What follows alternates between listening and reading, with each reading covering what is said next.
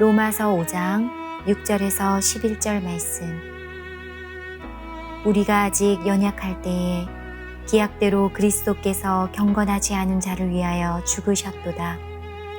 의인을 위하여 죽는 자가 쉽지 않고 선인을 위하여 용감히 죽는 자가 혹 있거니와 우리가 아직 죄인 되었을 때에 그리스도께서 우리를 위하여 죽으심으로 하나님께서 우리에 대한 자기의 사랑을 확증하셨느니라. 그러면 이제 우리가 그의 피로 말미암아 의롭다 하심을 받았으니 더욱 그로 말미암아 진노하심에서 구원을 받을 것이니 곧 우리가 원수 되었을 때에 그의 아들의 죽으심으로 말미암아 하나님과 화목하게 되었은즉 화목하게 된 자로서는 더욱 그의 살아나심으로 말미암아 구원을 받을 것이니라. 그뿐 아니라 이제 우리로 화목하게 하신 우리 주 예수 그리스도로 말미암아 하나님 안에서 또한 즐거워하느니라. 아멘. 덴마크의 신학자인 게르케고르라고 하는 그분의 글 가운데 이런 내용이 있습니다. 왕자가 하루는 말을 타고 시골에 사냥을 갔습니다. 하루 사냥을 마치고 돌아오는 길에 시골에서 아주 아름다운 천사와 같은 그런 한 아가씨를 만나게 되었어요. 너무 순진하고 너무 착해 보이고 깨끗한 그런 여인이었습니다.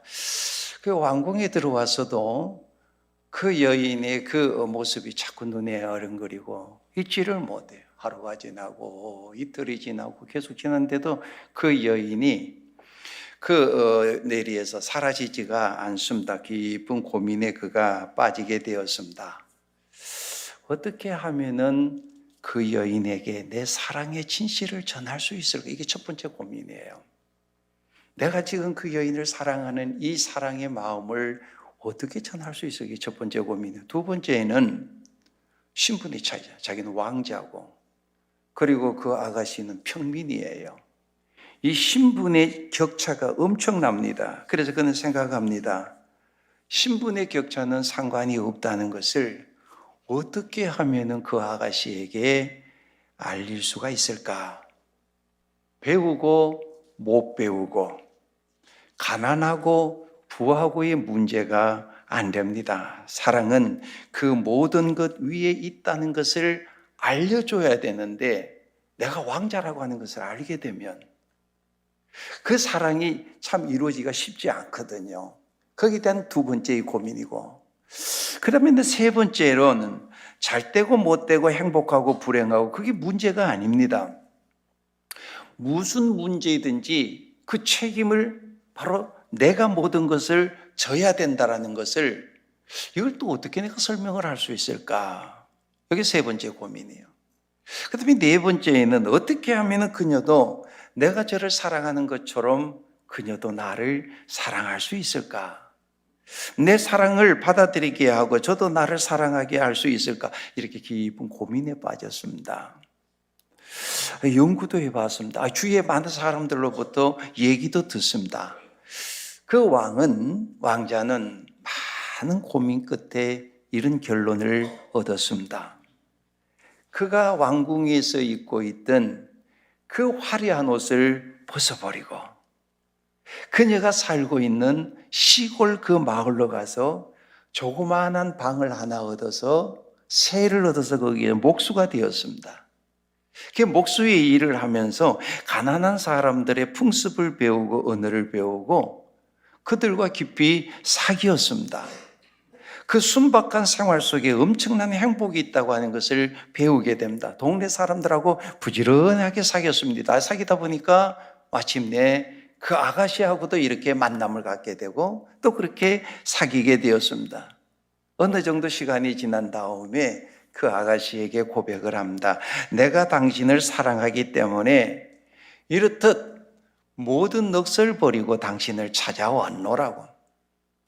비로소 이 여인은 왕자의 그 엄청난 사랑을 알고 믿고 깨닫고 받아들임으로 인해서 그 왕자 따라 그 성에 들어와서 왕후가 되었다라고 하는 그런 얘기입니다. 참 놀라운 사랑이죠. 그런데 이 놀라운 이 사랑보다 더 큰 사랑이 바로 오늘 본문에 나와 있는 하나님의 사랑입니다. 그 하나님의 사랑은 우리들에게 어떻게 다가오고 있고 또 어떻게 느껴지고 있는가, 이것을 오늘 우리들이 한번 같이 생각을 해보았으면 합니다. 어느 목사님은요, 내가 가장 좋아하는 성경 구절은, 물론 성경 다 좋아하지만은 가장 좋아하는 성경 구절은 로마서 5장 8절의 말씀입니다. 로마서 5장 8절의 말씀 보세요. 보면은 우리가 아직 죄인 됐을 때 그리스도께서 우리를 위하여 죽으심으로 하나님께서 우리에 대한 자기의 사랑을 확정하셨다. 자기의 사랑을 어떻게 확정하셨어요? 하나님이 우리를 사랑하신다는 것을 어떻게 확정하셨느냐? 그리스도께서 우리를 위하여 죽으셨다. 거기에 하나님의 사랑을 자기가 느끼면서 그 이유에 대해서 이렇게 설명을 합니다. 만일 강도가 밤에 내 집에 들어와서 돈 내놓으라. 그럼 있는 돈 내가 다 줄 것이다. 집문서 내놔라. 그럼 집문서도 다 내놓을 것이다. 그런데 내 아들의 손가락 하나라도 내놓으라고 하면 나는 결코 내놓을 수가 없을 것이다. 그런데 하물며 하나님께서는 손가락이 하나가 아니라 당신의 독생자 예수 그리스도를 아낌없이 우리를 위하여 내어 주셨다. 그러나 하나님의 사랑을 느끼는 것은요, 다 사람에 따라 달라요. 자기의 하나밖에 없는 독생자 예수 그리스도까지 있어요. 내 아들의 손가락 하나라도 용납하지 못하는 오늘 우리들이 이 놀라운 하나님의 사랑을 받았어요. 그 사랑이 독생자 예수 그리스도를 희생하시면서까지 우리를 사랑하신 하나님의 사랑을 받았는데, 다 받았는데 사람 따라 다 차이가 있다 이 말입니다. 어떤 사람은 그게 너무 감격해서 십자가를 바라볼 때마다 눈물을 흘리고 하나님의 사랑을 생각할 때마다 감격이 되고 말이요, 자신의 삶을 주님을 위해서 다 드릴 것으로 이렇게 다짐을 새롭게 하고 늘 그래야 하는데, 그런가 하면 어떤 사람은요, 맹성맹성해. 하나님의 사랑 아무리 들어봐도 옛날에도 들었고 지금도 듣고 또 앞으로도 들을 건데 맨날 십자가에 예수님이 못 박혀 돌아가셨다 그러고 하나님의 사랑 수없이 많이 들어요.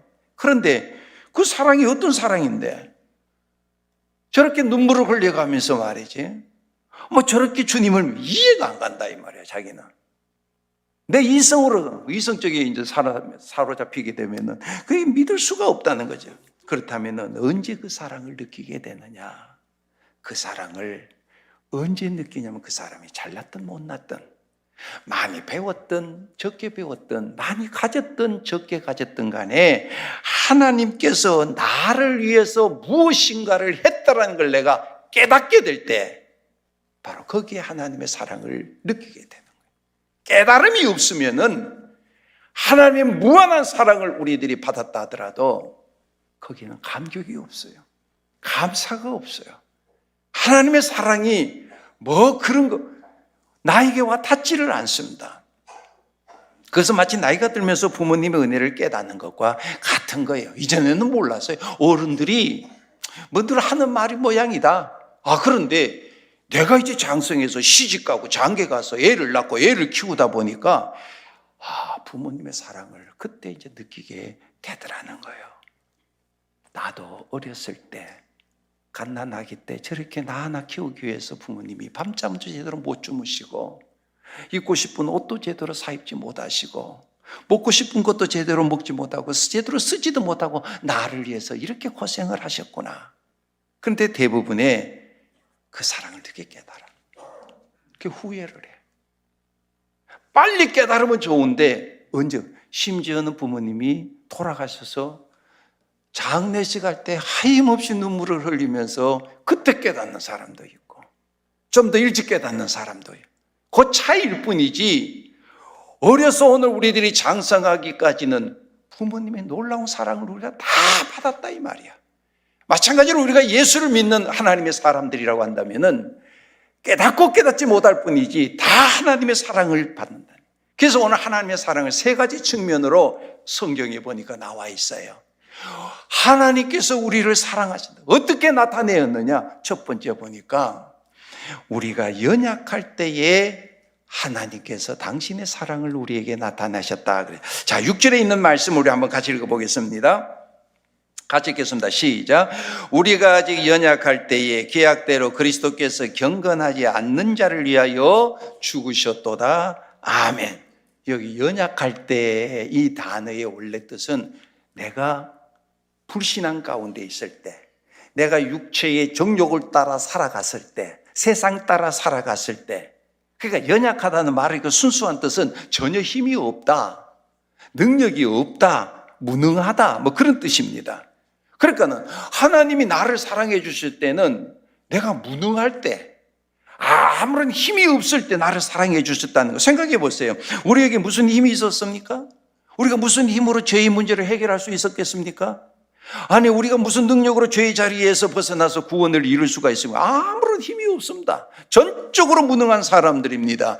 그런데 이러한 우리를 하나님은 어떻게 사랑해 주셨습니까? 6절 말씀 다시 보세요.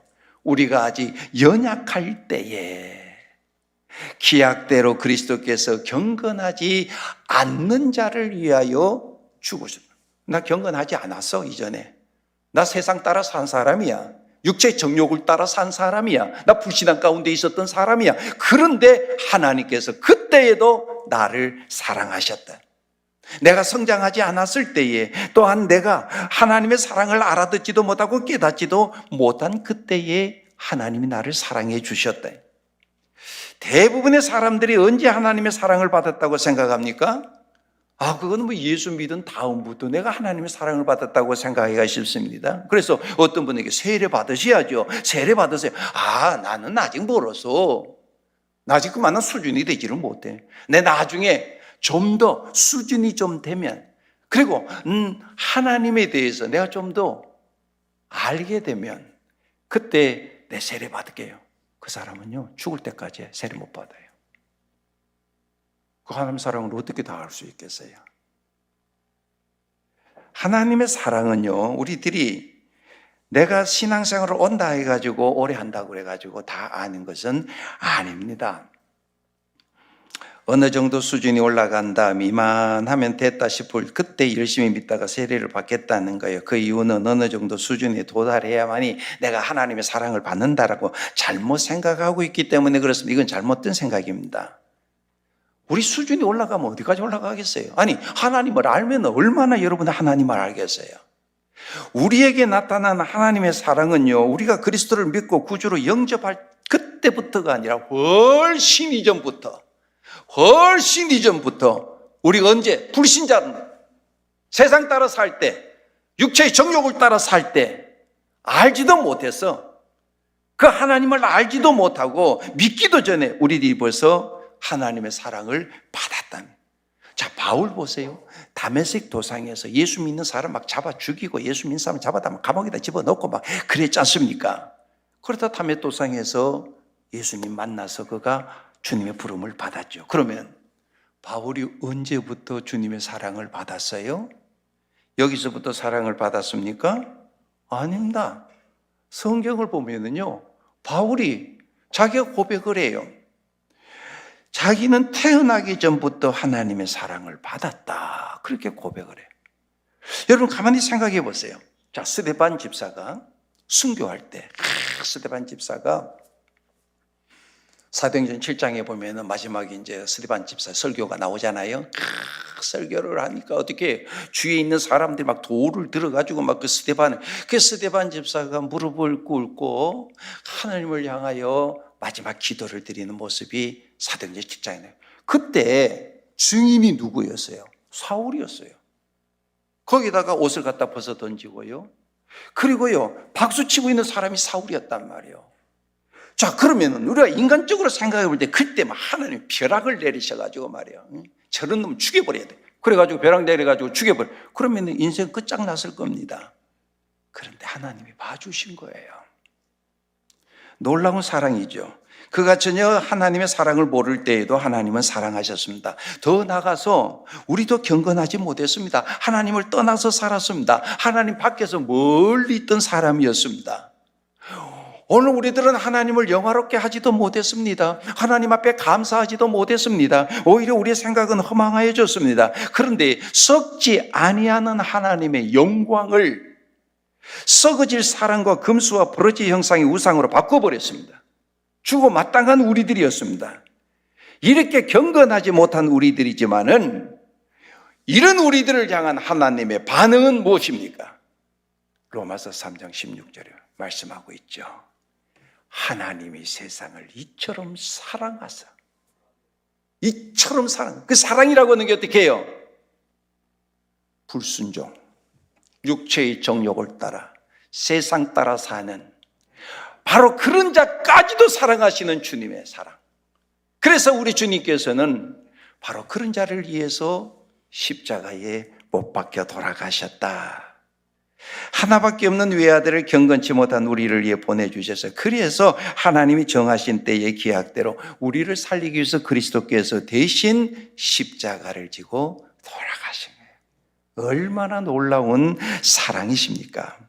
하나님은 우리가 전혀 깨닫지도 생각하지 않았을 때에 벌써 사랑하고 계시는 것입니다. 우리가 알고 모르고 관계가 없이 바로 사랑하셨습니다.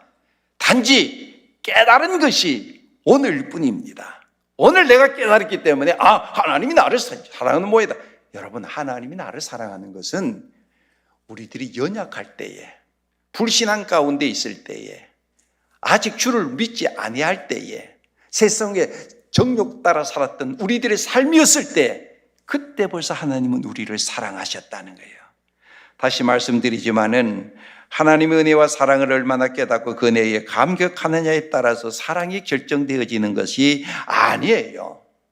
바로 이 주님의 사랑의 시작은 내가 전혀 몰랐을 때, 즉 연약할 때에 바로 하나님의 그 사랑이 우리에게 나타나셨는데, 그 구체적인 사랑이 십자가에서 하나님의 사랑이 나타난 것을 보게 됩니다. 이제 내가 그를 위해서 할 것은 아무것도 없습니다. 단지 감격만이 있을 뿐입니다. 두 번째, 하나님께서 우리를 사랑하시는 오늘 때를 말하는 겁니다. 때, 연약할 때. 첫 번째, 연약할 때 우리를 사랑했으면, 그럼 두 번째는 언제? 오늘 우리들이 죄인 되었을 때. 첫째는 연약할 때, 불신앙 가운데 있는 우리들, 아직 주를 믿지 않았을 때, 세상 따라 살았던 우리들, 그런 때 우리들을 사랑하셨고, 죄인 되었을 때, 그때에도 변함없이 우리를 사랑하셨다. 또 하나의 때가 나오죠. 자, 8절 말씀해 보십시오. 우리가 아직, 같이 한번 읽어볼까요? 시작. 우리가 아직 죄인 되었을 때에 그리스도께서 우리를 위하여 죽으심으로 하나님께서 우리에 대한 자기의 사랑을 확증하셨느니라. 아멘. 이 때는요, 시간적인 개념이 아니라 신분적인 때를 의미하는 것입니다. 시간대를 말하는 게 아니라 신분. 이제는 내가 바로 주님의 자녀가 되었다, 이를 말하는 거죠.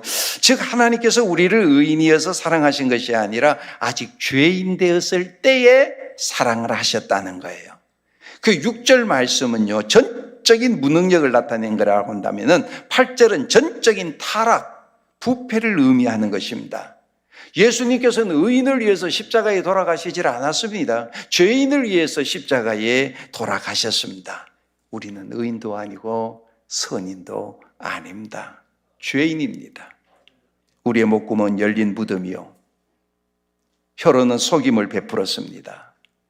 입술에는 독사의 독이 있었습니다. 입안에는 저주와 악독이 가득했습니다. 우리의 발은 피를 흘리는데 빠를 뿐이었습니다.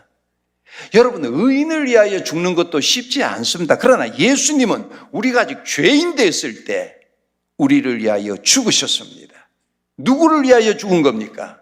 연약한 자, 경건하지 아니한 자, 죄인을 위하여 죽는 겁니다.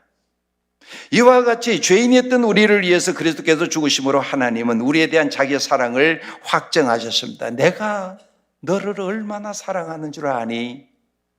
이게 바로 십자가에서 구체적으로 나타난 하나님의 사랑의 표현입니다. 이렇게 단순히 말씀하지 아니하였습니다. 하나님은 나 하나 구원하기 위해서 친히 십자가에 못 박혀 돌아가게 하심으로 말미암아 나를 향하신 하나님의 사랑을 분명하게 확실하게 증명해 보여주셨습니다. 얼마나 놀라운 주님의 사랑입니까? 내가 죄인 되었을 때, 이것은 연약할 때 나를 사랑하셨다라고 하는 구체적인 하나의 표현이기도 한 것입니다. 여러분들 가운데 그림을 좋아하시는 분들, 그 화가들이 많이 있죠. 그 화가들 가운데 그 네덜란드의 그 화가죠. 그 렘브란트라고 하는 화가 말이에요. 근데 이 화가는요, 다른 화가하고 달라서 그림들을 이렇게 쭉 보거든요. 그래서 그림을 보면서 저도 이제 영감을 얻고, 아, 이런 영감 속에 이런 그림을 그린 모양이다라고 나름대로 이렇게 느끼고 있는데, 그 렘브란트 이 화가가 그린 그림대로 자화상들이 많아요. 그 자기를 그린 그림들이 많아. 그 젊었을 때, 늙었을 때, 그 다음에 이런 모습, 저런 모습, 뭐 모자를 쓰고 아니면 모자를 벗고, 뭐 그런 그림들이, 자화상 그림들이 참 유명한 그림들이 많거든요. 그 중에서 이 렘브란트가 그린 그림 가운데에 그 아브라함이 그 이삭을 번제단에 드릴 때의 그 모습이 나오죠. 희생하는 모습, 뭐 그거를 그린다거나 아니면은 그 돌아온 탕자를 껴안는 그 모습. 그 성경을 주제로 해서 그림을 참 많이 그렸어요. 그래서 이제 렘브란트 그림을 제가 자주 보는 것이 성경에 나와 있는 그 그림을 바로 저분이 이렇게 그렸는데요. 특히 그 예수님의 그 순환에 대해서 그림들을 아주 구체적으로 많이 그려 있는 모습을 보게 됩니다. 그런데 참 흥미로운 것은요, 저분은요, 여러 작품 속에 자신의 얼굴을 거기에 반드시 집어넣는다는 거예요. 여기 좀 색달라요. 그 그림을 예를 든다면요, 순교자, 아까 이야기했습니다. 스데반의 돌에 맞아가지고 지금 막 죽어가요. 죽어가면서도 마지막으로 하나님을 향해서 막 기도를 합니다. 그런데 그 성난 군중 가운데 그 한 사람 있잖아요. 거기에 자신의 얼굴을 딱 그려 넣어놨다고요. 자세히 보면은 렘브란트 자기 얼굴을 그 성난 군중들, 돌 던지고 있는 그 군중들 사이에 자기가 딱 들어있어요. 그 다음에는 예수님을 십자가에 못 박으라고 외치라고, 오늘 종료주일이죠. 호산나 호산나 하던 그들이 있잖아요. 며칠 후에 돌아서 가지고는 십자가에 못 박으라 할 때 군중들이 얼마나 모여들었습니까? 근데 그 군중들이 있는 가운데 딱 한 사람, 거기다 자기 얼굴을 딱 그려 넣어놨다. 그 다음에 돌아온 탕자의 모습 있잖아요. 이렇게 껴안고 있는 모습 있잖아요. 그런데 그 탕자의 모습이요, 렘브란트와 비슷한 모습으로 그려져 있는 것을 보게 됩니다. 그 의미가 뭘까요? 그 그림을 물끄러미 이렇게 보고 있노라 그러면은, 나도 거기에 있었어요. 나도 거기에 있었어요. 순교자 스데반이 돌에 맞아 죽을 때에 그 성난 군중들, 저놈들이 아니라 그 군중들 가운데 내가 거기 있었어요. 예수님 십자가에 못 박으라고 외칠 때에 그 군중들 사이에 내가 거기에 있었어요. 그리고 아버지를 떠나갔던 그 탕자, 돌아온 탕자가 남이 아니라 바로 나예요. 내가 거기에 있었어요. 나는 죄인입니다. 나는 구원받아야 될 존재입니다. 그림을 통해서 자기 신앙을 고백하고 있어요. 여러분, 사실 우리들도 렘브란트와 같은 그런 악역의 자리에 서 있습니다. 이것은 죄인 되었음을 깨닫는 자들만의 고백이에요. 죄인 된 우리를 사랑하시는 하나님의 사랑에 감격한 자들의 진실입니다. 나 예수님 십자가에 못 안 박았어. 나 스데반 돌로 안 쳐 죽였어. 나 집 나간 탕자 아니야. 거기에는 감격이 없어요. 감사도 없고요. 거기에 내가 있었어요. 내가 돌을 던졌고요. 내가 십자가에 못 박으라고, 예수님 못 박으라고 외친 사람이 바로 나예요. 그리고 주님 떠난 자가 바로 납니다. 나는 죄인으로서이다. 나는 구원받아야 됩니다. 그 고백이 있을 때에 진정한 하나님의 사랑이 나에게 크게 다가오는 거예요.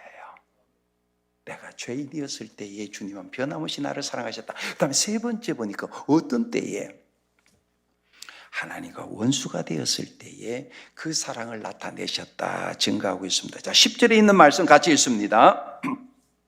10절 시작. 곧 우리가 원수 되었을 때에 그 아들의 죽으심으로 말미암아 하나님과 화목하게 되었은즉 화목하게 된 자로서는 더욱 그의 살아나심으로 말미암아 구원을 받을 것이니라. 아멘. 이건 하나님과의 적대적인 관계에 놓여 있음을 의미하고 있죠. 원수의 관계. 반드시 한쪽 편을 제거해야 문제가 해결되는 관계 아닙니까? 결코 공존할 수가 없는 관계입니다. 그러나 그런 원수의 관계에서 화목한 관계로 바꾸시기 위해서 독생자 외아들을 내어놓으셨다 그랬어요. 여러분, 전과자에게 사랑하는 마음으로 접근할 수 있겠어요? 이단이나 타 종교인들을 사랑할 수 있겠어요? 나와 원수 관계에 있는 사람과 화목할 수 있겠어요? 이거 쉬운 일이 아닙니다. 쉬운 정도가 아니라 너무너무 어려운 일이에요. 현실에서 나와 부딪히는 관계 속에서 나의 사랑이 얼마나 작고 얼마나 편파적이고 얼마나 이기적인가를 느낄 때가 많기 때문에 그렇습니다. 세상의 인심 참 고약할 때가 많음을 봅니다. 내가 잘 되고 내가 뭐 성공하고 하면 저 멀리 있는 친척도 막 찾아오고요. 그동안 잊었던 친구들도 막 찾아옵니다. 그런데 망하면요, 옆에 있던 친구들도 떠나버려. 가깝게 있던 사람도 떠나가버려. 그러니까 어떻게 사람 떠나가버리고 돈도 떠나가버리고. 이게 세상의 인심인 것 같아요. 그러나 우리 하나님은 그렇지 않습니다. 내가 망했을 때도 찾아오시고 내가 범죄했을 때도 찾아와 주십니다. 사람들이 나를 외면하고 사람들이 나를 조롱하고 사람들이 나를 비방해도 그때도 변함없이 나를 찾아와 주십니다. 이게 바로 하나님의 사랑이에요. 내가 연약할 때에, 내가 죄인 되었을 때에, 내가 하나님과 원수가 되었을 때에 그때에도 나를 찾아와 주십니다. 이것이 바로 하나님의 사랑입니다. 그러면 그 하나님의 사랑이 구체적으로 어떻게 나타났습니까? 자, 오늘 본문 우리가 같이 살펴본 말씀을 다시 요약해 봅니다. 6절 말씀을 보십시오. 8절 말씀 보십시오. 10절 말씀을 보십시오. 세 가지를 우리를 사랑하시는데 연약할 때, 8절에 보니까 죄인 되었을 때, 10절에 보니까 원수 되었을 때, 그때에 우리를 사랑하셨는데, 자, 여기에 반복적으로 등장하고 있는 문구가 있는데 어떤 단어예요? 그렇죠. 죽으심으로. 누구를 위하여 죽으셨는가? 독생자 예수 그리스도가 경건치 아니하는 우리를 위하여 죽으신 것입니다. 그의 아들을 죽게 하심으로 그의 사랑을 나타내셨습니다. 우리가 어떻게 하면 하나님의 사랑을 다시 느낄 수가 있고 회복할 수 있을까요?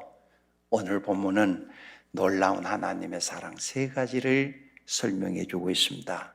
하나님은 우리를 사랑하실 때, 연약할 때 사랑하셨어. 우리가 죄인 됐을 때도 사랑하셨어. 우리가 하나님과 원수가 되었을 때에도 변함없이 우리를 사랑하셨다. 이것이 바로 오늘 우리들이 믿는 복음이에요. 하나님의 능력이에요. 하나님의 은혜입니다. 십자가에서 우리에게 구체적으로 나타난 하나님의 사랑입니다. 바라기는 이 종려주일에 우리를 위해 십자가를 지기 위해 입성하시는 주님을 바라보시면서 주님의 사랑을 더욱더 깊이 깨달아 충만한 삶을 살아갈 수 있는 성도 여러분들이 다 되시기를 주님의 이름으로 축원합니다.